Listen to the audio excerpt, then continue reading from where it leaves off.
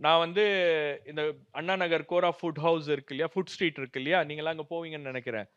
So அங்க போயிட்டு வீதி விருது விழா முடிச்சுட்டு வரும்போது, நான் வந்து அந்த கோரா ஃபுட் ஸ்ட்ரீட்ல சாப்பிட்டுட்டு வெளிய வரும்போது, ஒரு அம்மா அவங்களுக்கு வந்து 50 வயசு.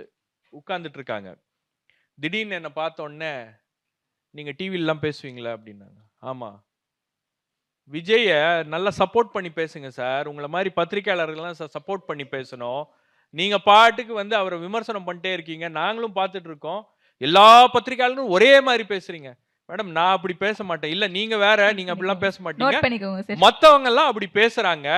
எங்களுக்கு அதெல்லாம் பார்க்கும்போது கோவமா வருது சார் அப்படின்றாங்க. நான் உட்கார்ந்துட்டேன் பக்கத்துல. இல்ல நான் உட்கார்ந்துட்டேன் பக்கத்துல. அப்புறம் நான் கேட்டேன். "என்ன உங்களுக்கு என்ன விஜயோட என்ன கனெக்ஷன்?" அப்படின்னு. ஏன்னா அந்த ஃபேன் மென்டாலிட்டி அப்படின்றத நம்மளால டீகோட் பண்ண முடியாது. நம்மளால புரிஞ்சுக்க முடியாது. பட் அவங்களோட என்ன கனெக்ஷன் விஜய் வச்சிருக்காரு அப்படின்றத நான் கேட்கும்போது, நான் பக்கத்துல உட்கார்ந்துட்டு நான் கேட்கிறேன். அவங்க சொல்றாங்க, "எனக்கு 50 வயசு ஆகுது சார். நான் விஜய் படங்கள பார்த்து வளர்ந்தவன்.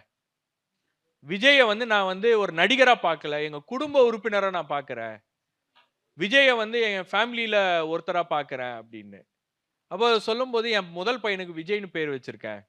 என் 2வது பையனுக்கு வினோத்ன்னு பேர் வச்சிருக்கேன். எங்க வீட்ல 10 ஓட்டு, 10 ஓட்டும் அவருக்கு தான் போகும். இதுக்கு முன்னாடி நீங்க யாருக்கு ஓட்டு போடுவீங்க அப்டின்னா, நாங்க அதிமுகவுக்கு ஓட்டு போட்டிருந்தோம். ஏன்னா, எங்களுக்கு திமுக புடிக்காது. எங்க ஃபேமிலியே வந்து ஏடிஎம்கே, எங்களுக்கு திமுக புடிக்காது. நாங்க அதிமுகவுக்கு ஓட்டு போட்டிருந்தோம். இப்ப மாத்தி நாங்க எல்லாம் விஜய்க்கு போடுறோம். சொல்றாங்க, "நீங்க சொல்றீங்க சார், இந்த மாரி ஜென்ஸி பசங்க தான் விஜய்க்கு ஓட்டு போடுறாங்கன்னு. எழுதி வச்சுக்கங்க சார். எங்கள மாரி வந்து ஆயிரக்கணக்கான பேர், லட்சக்கணக்கான பெண்கள் இருக்காங்க ஓட்டு போடுறதுக்கு." நான் கேட்டேன், "என்ன உங்களுக்கு அவரோட